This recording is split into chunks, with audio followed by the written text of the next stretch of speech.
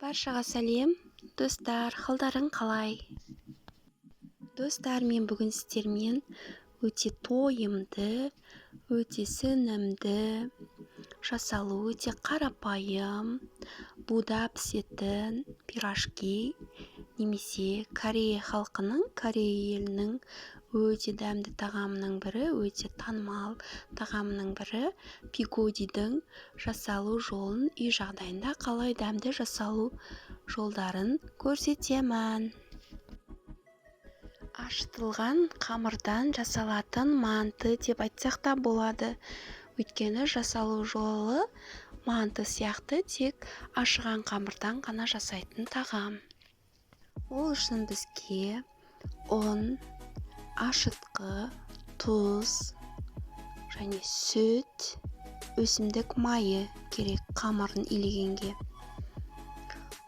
Ал бісміллә деп қамырымызға тұзымызды, ашытқымызды, майымызды, сүтімізді құйып, жұмсақтау етіп қамыр илейміз.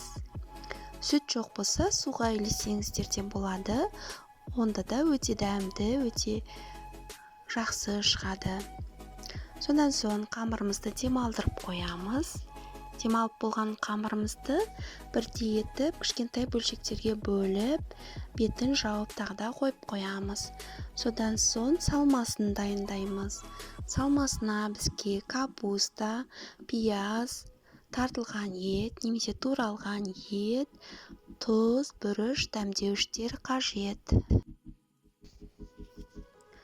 Салмамызды дайындап, қолымызбен жақсылап араластырып, содан соң бөліктерге бөліп қойған қамырымызды осындай жұқалықта жайып шығамыз.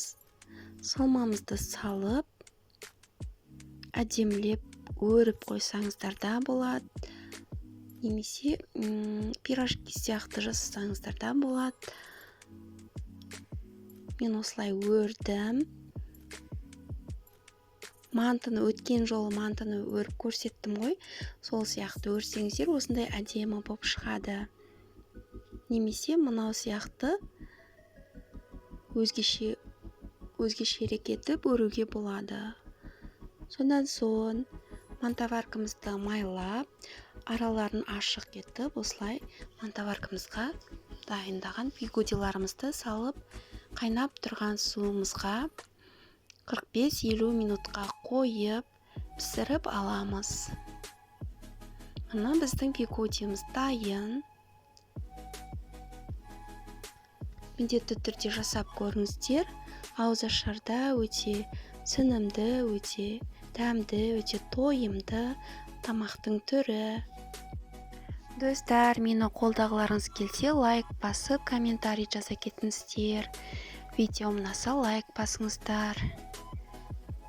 Менің келесі видеоларымды жіберіп алмас үшін каналға тіркеліп қойыңыздар. Рахмет.